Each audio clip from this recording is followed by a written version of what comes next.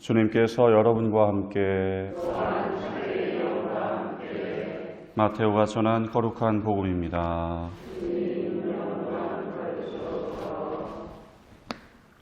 그때 예수님께서 제자들에게 말씀하셨다. 사람의 아들이 영광에 쌓여 모든 천사와 함께 오면 자기의 영광스러운 옥좌에 앉을 것이다. 그리고 모든 민족들이 사람의 아들 앞으로 모일 터인데 그는 목자가 양과 염소를 가르듯이 그들을 가를 것이다. 그렇게 하여 양들은 자기 오른쪽에 염소들은 왼쪽에 세울 것이다. 그때 임금이 자기 오른쪽에 있는 이들에게 이렇게 말할 것이다. 내 아버지께 복을 받은 이들아, 와서 세상 창조 때부터 너희를 위하여 준비된 나라를 차지하여라.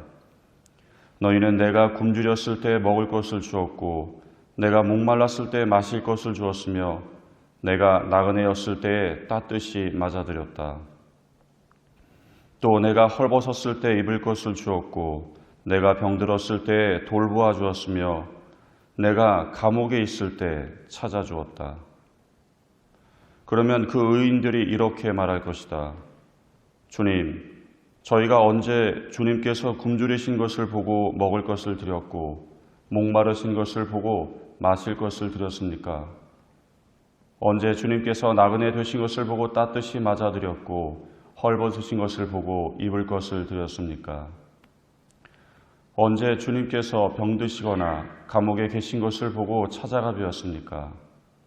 그러면 임금이 대답할 것이다. 내가 진실로 너희에게 말한다. 너희가 내 형제들인 이 가장 작은 이들 가운데 한 사람에게 해준 것이 바로 나에게 해준 것이다. 그때 임금은 왼쪽에 있는 자들에게도 이렇게 말할 것이다. 저주받은 자들아, 나에게서 떠나 악마와 그 부하들을 위하여 준비된 영원한 불 속으로 들어가라.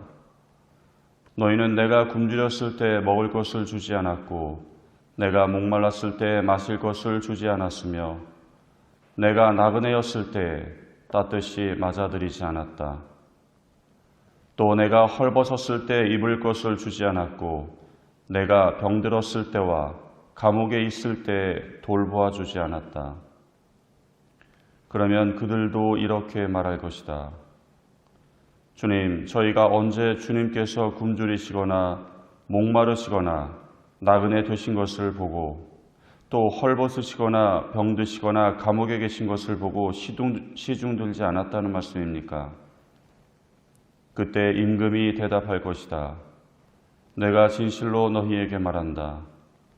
너희가 이 가장 작은 이들 가운데 한 사람에게 해주지 않은 것이 바로 나에게 해주지 않은 것이다.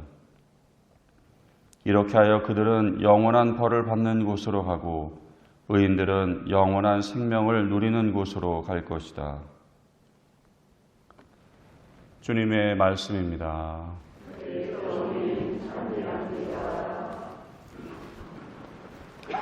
찬미 예수님,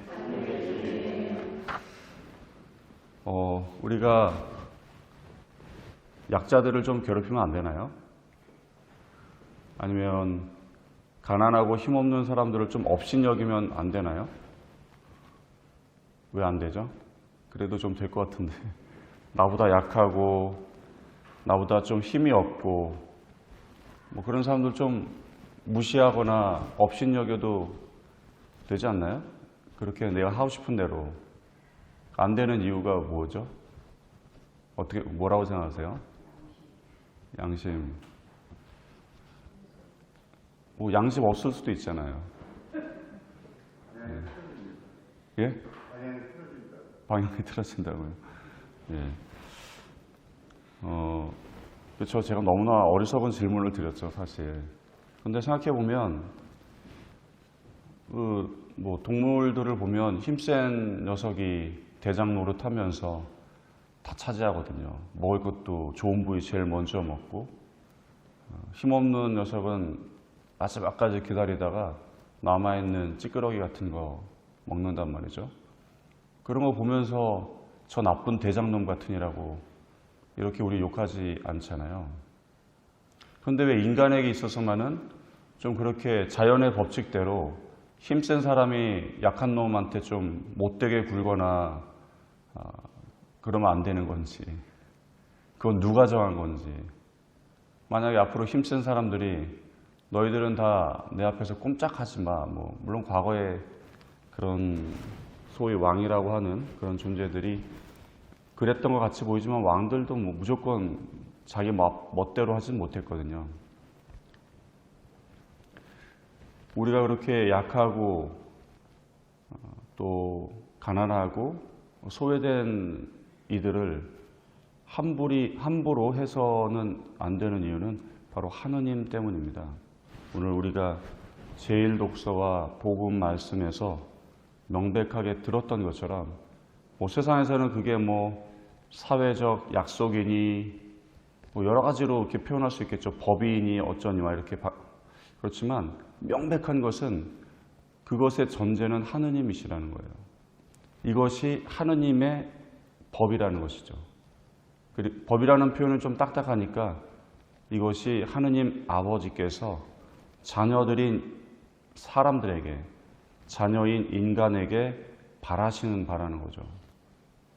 오늘 화답송에서 주님 당신의 말씀은 영이며 생명이십니다 라고 우린 노래했습니다. 예를 들면 제1독서에 보면은 너무나 당연한 얘기들이 나와요. 너희는 도둑질해서는 안 된다, 속여서는 안 된다, 동족끼리 사기쳐서는 안 된다 등등등.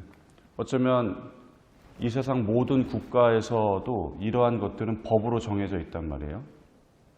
그런데 나라들에서, 국가들에서 세상의 법으로 정한 것이나 성경에 나온 이 말씀이나 내용이 같을지는 몰라도 질적으로 완전히 다르다는 것입니다. 왜냐하면 하느님의 말씀은 영이며 생명이시기 때문입니다. 똑같이 동족에게 사기쳐서는 안 된다라고 하는 것이, 우리가 그것을 하느님의 말씀으로 받아들일 때 우리에게 영이며 생명으로 다가오는 것입니다. 이것은 온 우주에 가득 찬 하느님의 어리예요. 하느님의 명령, 그분의 마음이라는 거죠. 단순히 법을 지켜라, 법을 안 지키면 안 된다라는 것이 아니라, 이 온 우주에 하느님께서 이 세상을 창조하신 때부터 이 온 우주에 가득 차 있는 하느님의 마음이라는 것입니다. 사실 사순식이 시작하면서 우리가 복을 받는 비결은 굉장히 간단합니다.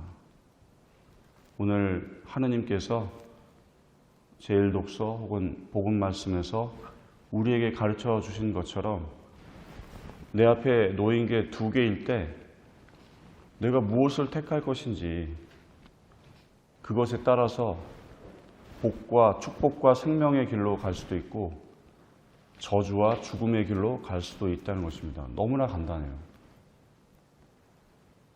주님께서는 우리에게 축복과 생명의 길을 이미 마련해 주셨고, 우리는 그것을 선택하기만 하면 된다는 것입니다.